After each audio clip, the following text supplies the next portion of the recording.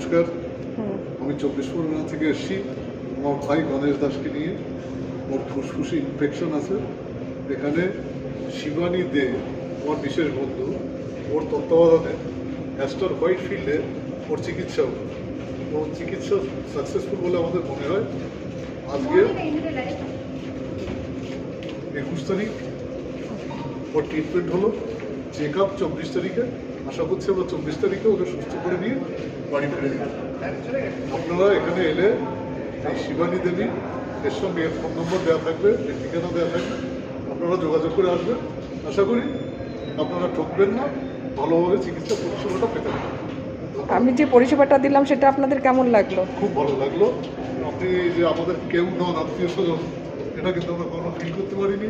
মনে হলো আপনি আমাদের ঘরের লোক, নিজের ভাই বন্ধু মনে করে আপনি পরিষেবা দিয়েছেন, এর জন্য আমরা ধন্যবাদ। এবং সবচেয়ে বড় কথা, এর জন্য আপনি কোনো চার্জ করেন। আপনার কীরকম লাগছে এখন?